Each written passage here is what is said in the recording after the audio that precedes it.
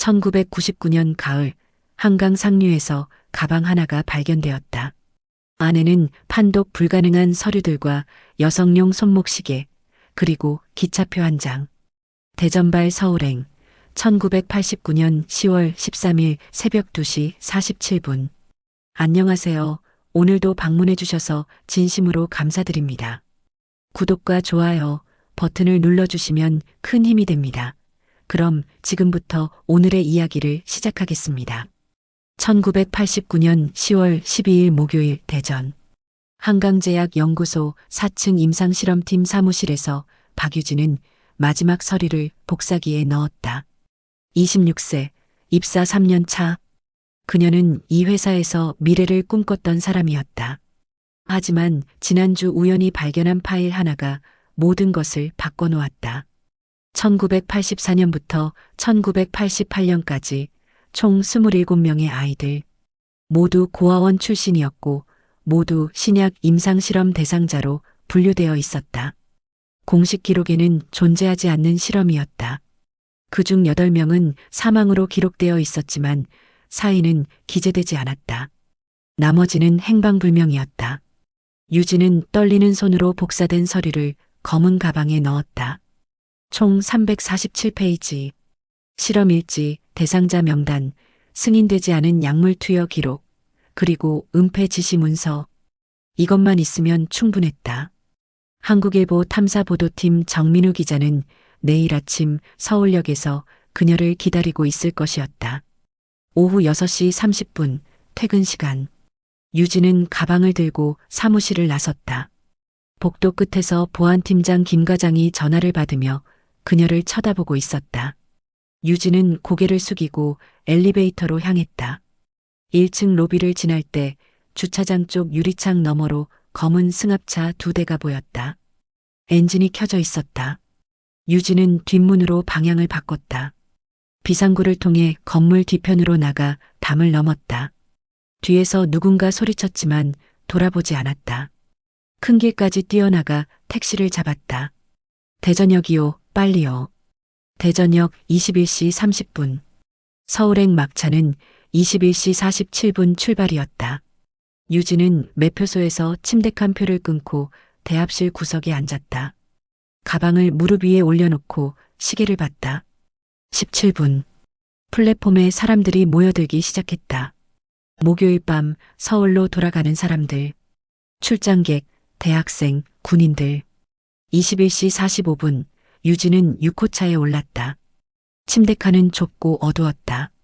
그녀는 가장 안쪽 침대를 선택하고 커튼을 쳤다. 가방을 가슴에 안았다. 기적 소리가 울렸다. 열차가 천천히 움직이기 시작했다. 창밖으로 대전역 플랫폼이 멀어졌다. 유진은 눈을 감았다. 서울까지 2시간 30분. 내일 아침이면 모든 게 끝날 것이었다. 하지만 열차가 완전히 역을 벗어났을 때 복도에서 발소리가 들렸다. 누군가 천천히 걸어오고 있었다. 침대칸 커튼 앞에서 발소리가 멈췄다. 유진은 숨을 죽였다. 그리고 익숙한 목소리가 들렸다. 유진아, 나야. 강석훈. 선임연구원이자 2년 전까지 유진의 연인이었던 남자. 유진은 커튼을 열지 않았다. 석훈이 다시 말했다. 나 알아. 내가 뭘 가지고 있는지. 복도에 다른 승객이 지나갔다. 석훈은 목소리를 낮췄다. 10분만 얘기하자. 제발. 유진은 침대에서 내려와 복도로 나갔다. 석훈은 3년 전과 똑같은 얼굴로 서 있었다. 화장실로 가자. 유진이 말했다. 둘은 6호차 끝 화장실 앞까지 걸어갔다. 유진이 먼저 들어가려 하자 석훈이 문을 잡았다. 가방 두고 가. 싫어. 유진은 가방을 끌어안고 화장실 안으로 들어가 문을 잠갔다. 석훈이 밖에서 말했다. 유진아, 이러지 마. 너 혼자 감당할 수 있는 일이 아니야. 유진은 세면대에 가방을 내려놓고 거울을 봤다. 창백한 얼굴, 식은땀. 열차가 터널을 지나갔다. 불이 깜빡이며 꺼졌다가 다시 켜졌다. 유진은 화장실 작은 창문으로 밖을 봤다. 칠흑 같은 어둠. 그녀는 창문을 열었다. 차가운 바람이 들이쳤다. 석훈이 문을 두드리기 시작했다. 문 열어, 유진아. 유진은 가방을 들고 화장실 문을 열었다. 복도 반대편으로 뛰었다. 석훈이 뒤따라왔다. 5호차, 4호차. 승객들이 깜짝 놀라 비켰다. 식당 칸을 지나 3호차까지. 그곳에서 유진은 멈췄다. 식당 칸 구석에 여자가 앉아 있었다. 서지안. 회사 CEO의 딸이자 유진의 후배 연구원. 23. 지아는 유진을 보고 일어섰다. 언니. 유진은 뒤를 돌아봤다. 석훈이 복도 끝에서 숨을 고르고 있었다. 앞에는 지안, 뒤에는 석훈. 열차는 빠르게 달리고 있었다. 언니, 나도 타고 있었어. 지안이 말했다. 언니 따라왔어. 그녀는 손에 봉투를 들고 있었다. 갈색 봉투였다. 유진의 것과 똑같은 것이었다. 나도 있어. 서류. 지안의 눈에 눈물이 고였다. 우리 오빠 이름도 거기 있어. 1984년. 교통사고로 죽었다고 들었는데 진짜는. 석훈이 다가왔다. 지안이 유진의 팔을 잡았다. 언니 같이 가요. 우리 둘이면 할 수 있어요. 석훈이 멈춰섰다. 지안아, 넌 왜 여기에? 지안은 대답하지 않고 유진을 이끌었다. 빨리요. 둘은 화물칸으로 뛰어들어갔다. 문을 잠갔다. 어둠 속에서 거친 숨소리만 들렸다. 조치원역 통과 안내방송이 울렸다. 다음 정차역은 천안. 열차가 출발한 지 40분 후. 유진과 지아는 화물 상자 사이에 몸을 숨겼다. 밖에서 석훈이 문을 두드렸다. 문 열어. 얘기 좀 하자. 두 여자는 서로를 바라봤다. 그리고 유진은 깨달았다. 이건 끝이 아니라 시작이었다. 화물칸은 생각보다 넓었다. 목재 상자들과 철제 컨테이너 사이로 좁은 통로가 있었고 천장에 매달린 전구 하나가 희미하게 빛나고 있었다. 유진과 지아는 가장 안쪽 구석, 방수포로 덮인 화물더미 뒤에 몸을 숨겼다. 열차는 규칙적으로 흔들렸고 바퀴가 레일을 구르는 소리가 끊임없이 울려 퍼졌다. 지아는 가지고 온 봉투를 무릎 위에 올려놓았다. 봉투는 밀봉되어 있지 않았고 서류 귀퉁이가 삐져나와 있었다. 유진은 그것을 보며 물었다. 언제부터 알았냐고. 지아는 한참을 침묵하다가 대답했다. 6개월 전부터였다고. 우연히 아버지 서재에서 오래된 상자를 발견했고 그 안에 오빠의 사진과 함께 한강제약 임상실험 동의서가 있었다고. 오빠는 1984년 교통사고로 죽었다고 들었다. 16살이었다. 장례식도 치렀고 무덤도 있었다. 하지만 서류에는 다르게 적혀 있었다. 실험체 번호 5007. 투여 기간 1984년 3월부터 7월까지. 상태 기록란에는 마지막 날짜만 적혀 있었다. 1984년 7월 18일. 그리고 빨간 도장 하나. 처리 완료. 지아는 그날부터 회사 자료실을 뒤지기 시작했다. 밤마다 남아서 오래된 파일을 찾아봤다. 하지만 1984년 이전 임상 기록은 모두 사라진 상태였다. 그러던 중 유진이 이상한 움직임을 보이기 시작했다. 복사기를 자주 사용했고 퇴근 시간이 불규칙해졌다. 지아는 직감했다. 유진도 뭔가 찾았다는 것을. 그래서 오늘 밤 지아는 유진을 따라왔다.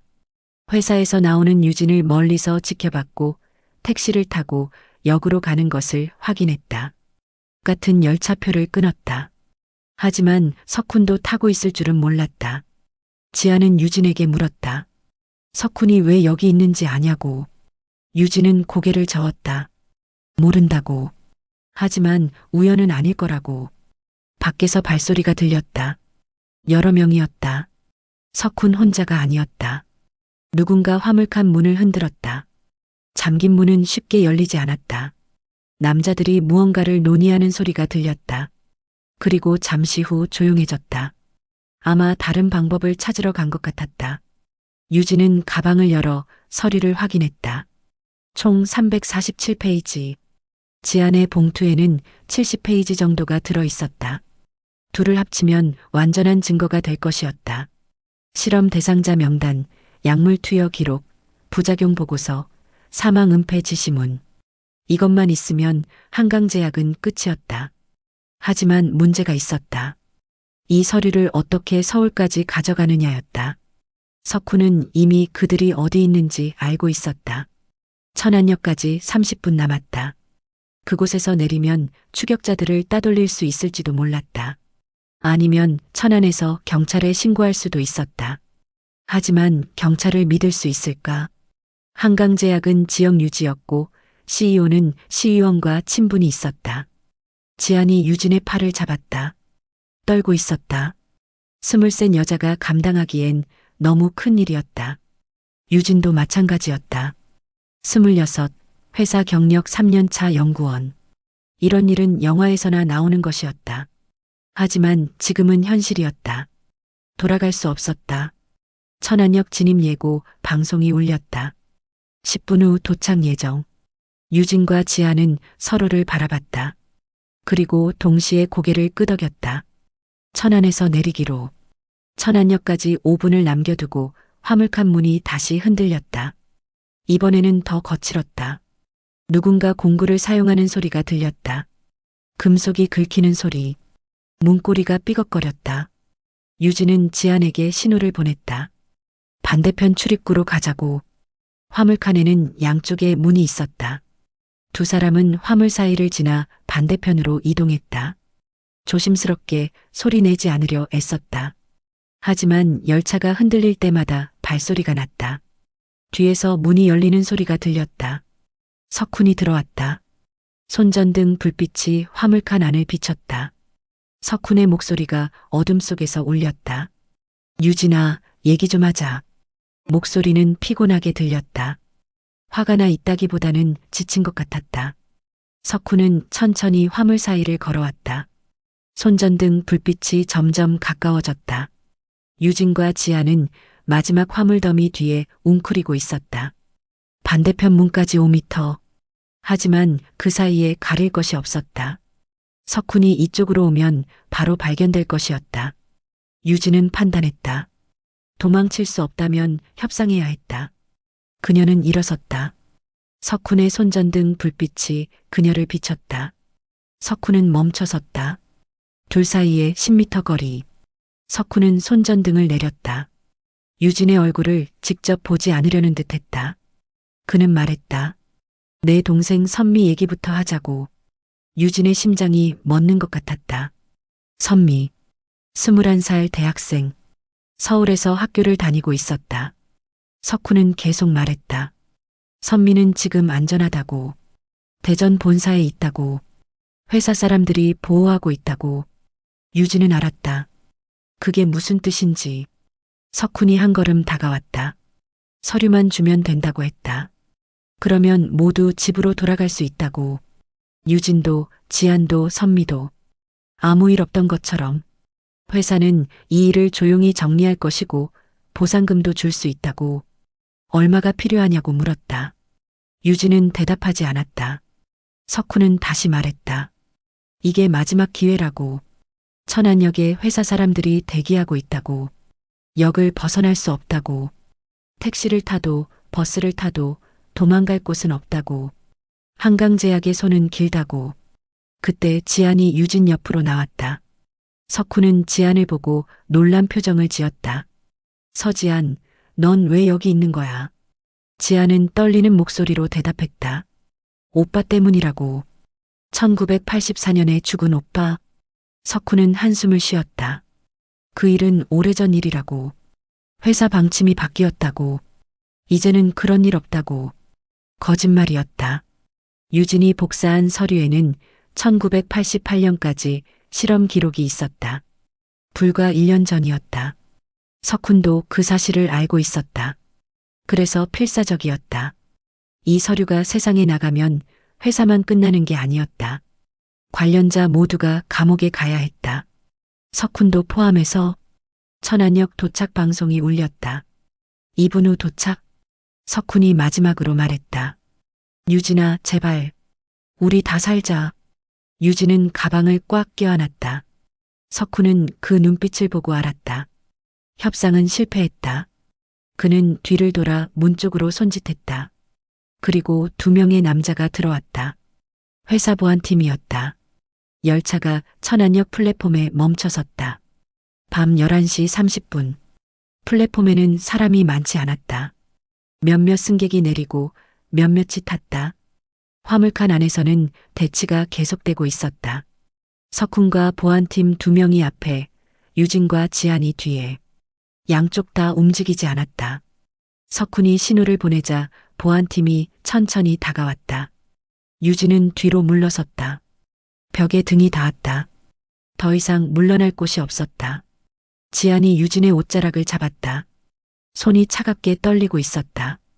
보안팀이 3미터 앞까지 왔다. 그때 지안이 갑자기 앞으로 나섰다. 그녀는 자신이 가지고 있던 봉투를 들어 올렸다. 이거 원하는 거죠? 석훈이 멈춰섰다. 지안 양 뭐 하는 거야?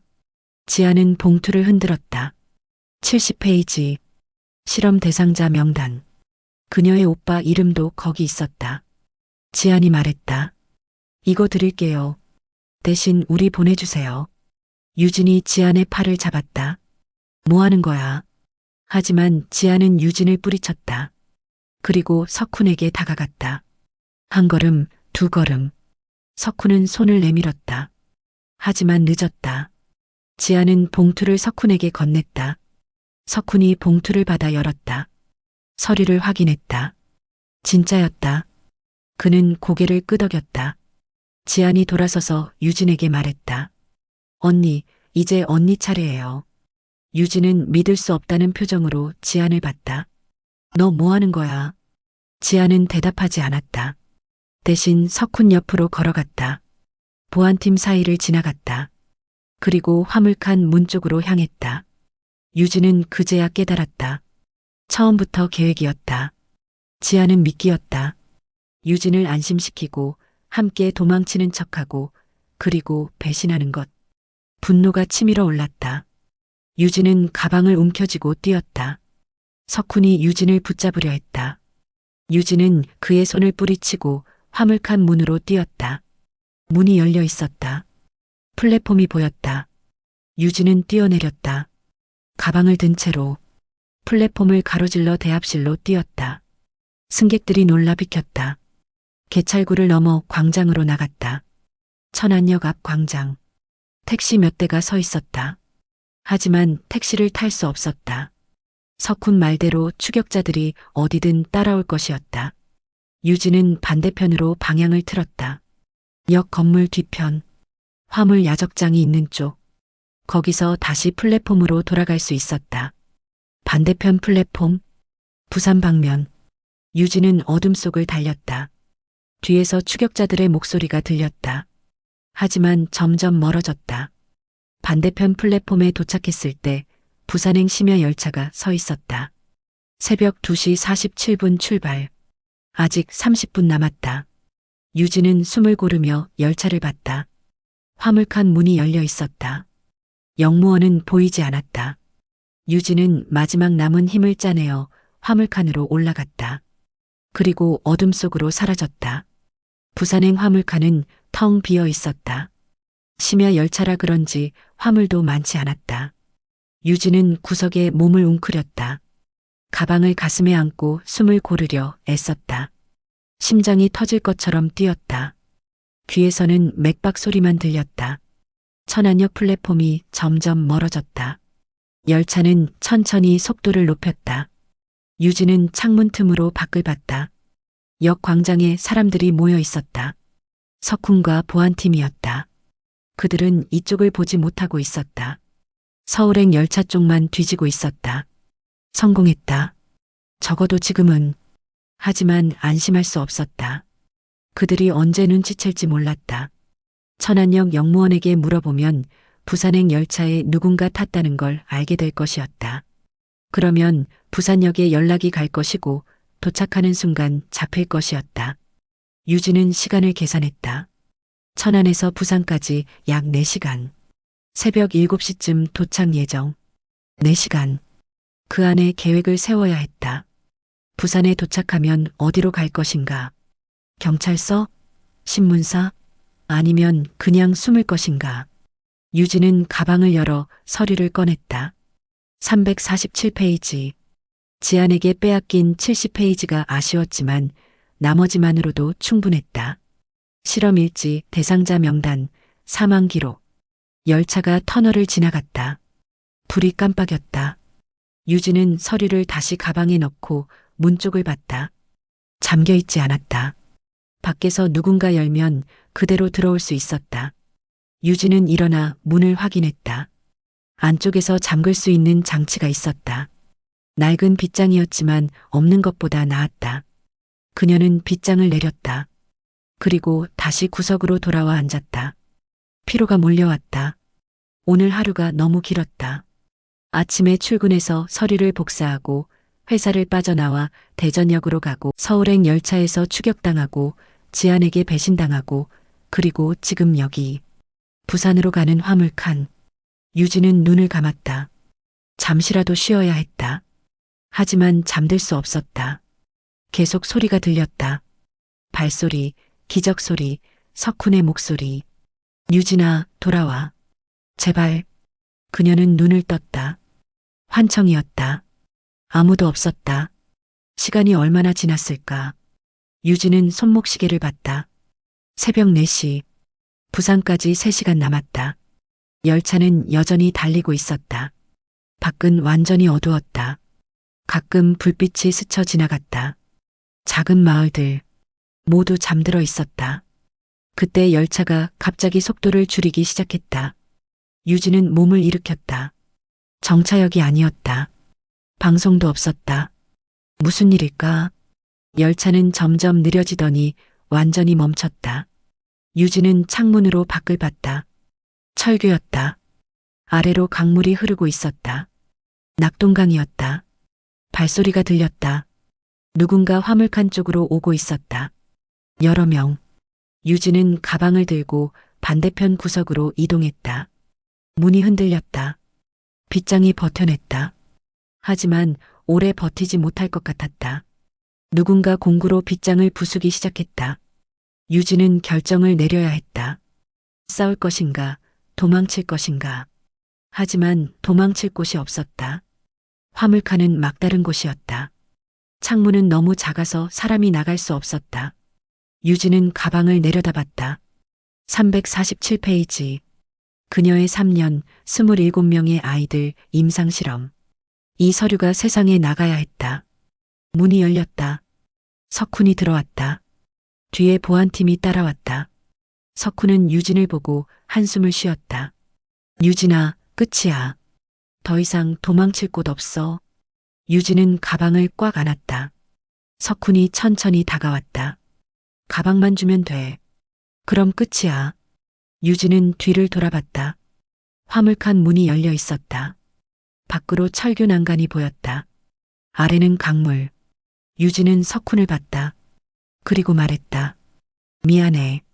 그녀는 가방을 열고 서류를 꺼냈다. 석훈이 손을 내밀었다. 하지만 유진은 서류를 공중에 던졌다. 바람이 서류를 휘감았다. 347장의 종이가 공중으로 흩어졌다. 석훈과 보안팀이 서류를 잡으려 했지만 소용없었다. 서류는 바람에 날려 철교 아래로 떨어졌다. 강물 속으로 사라졌다. 서류가 사라지자 화물칸 안이 조용해졌다. 석훈은 난간에 기대어 고개를 떨구고 있었다. 보안팀 2명은 강물을 내려다보고 있었다. 서류 몇 장이 물 위에 떠 있었지만 글씨는 이미 번져서 읽을 수 없었다. 나머지는 물속으로 가라앉았다. 유진은 벽에 등을 기대고 서 있었다. 다리가 풀렸다. 이제 정말 끝이었다. 서류도 없고 도망갈 곳도 없고 증인도 없었다.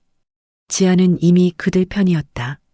정민우 기자는 내일 아침 서울역에서 유진을 기다리겠지만 그녀는 나타나지 않을 것이었다. 석훈이 일어섰다. 보안팀에게 뭔가 지시했다. 2 사람이 유진에게 다가왔다. 한 명이 그녀의 팔을 잡았다. 유진은 저항하지 않았다. 저항해봤자 소용없었다. 그들은 그녀를 화물칸 밖으로 끌고 나갔다. 철교 위였다. 바람이 거세게 불었다. 강물은 멀리 아래 있었다. 20m쯤 될 것 같았다. 물소리가 희미하게 들렸다. 석훈이 유진 앞에 섰다. 그의 얼굴은 지쳐 보였다. 미안해, 유진아. 나도 선택권이 없었어. 유진은 대답하지 않았다. 이미 할 말이 없었다. 보안팀이 유진을 난간 쪽으로 밀었다. 유진은 난간을 붙잡았다. 차가운 새였다. 석훈이 말했다. 고통스럽지 않게 해줄게. 유진은 난간 너머를 내려다봤다. 강물이 검게 흐르고 있었다. 물살이 빨랐다. 저기 떨어지면 살 수 없을 것이었다. 하지만 여기서 죽는 것보다는 나을 것 같았다. 적어도 선택은 자신이 하는 것이니까. 보안팀이 그녀를 밀려는 순간 유진은 스스로 난간을 넘었다. 석훈이 손을 뻗었지만 닿지 않았다. 유진의 몸이 공중으로 떨어졌다. 바람이 얼굴을 때렸다. 머리카락이 휘날렸다. 그녀는 눈을 감았다. 물이 차가웠다. 엄청난 충격이었다. 온몸이 마비되는 것 같았다. 물속으로 깊이 가라앉았다. 어둠뿐이었다. 위가 어디인지 아래가 어디인지 알 수 없었다. 유진은 팔다리를 움직이려 했지만 몸이 말을 듣지 않았다. 물살이 그녀를 휘감았다. 어딘가로 끌려가고 있었다. 숨이 막혔다. 폐가 터질 것 같았다. 유진은 눈을 떴다. 희미한 빛이 보였다. 수면이었다. 그녀는 그쪽으로 헤엄치려 했다. 하지만 물살이 더 강했다. 의식이 흐려졌다. 차가움도 느껴지지 않았다. 고통도 사라졌다. 유진은 떠내려가면서 생각했다. 선미에게 미안하다고, 엄마에게 미안하다고, 그리고 그 27명의 아이들에게도 미안해, 끝까지 싸우지 못해서. 물 위 철교에서 석훈과 보안팀은 강물을 내려다보고 있었다. 유진의 모습은 보이지 않았다. 물살에 휩쓸려 어둠 속으로 사라졌다. 석훈이 무전기를 꺼냈다. 본부에 보고했다. 서류 소각 완료, 목격자 처리 완료. 무전기 너머에서 확인했다는 답이 왔다. 열차가 다시 움직이기 시작했다. 석훈은 화물칸으로 돌아갔다. 바닥에 유진의 가방이 떨어져 있었다. 그는 가방을 집어들었다. 텅 비어 있었다.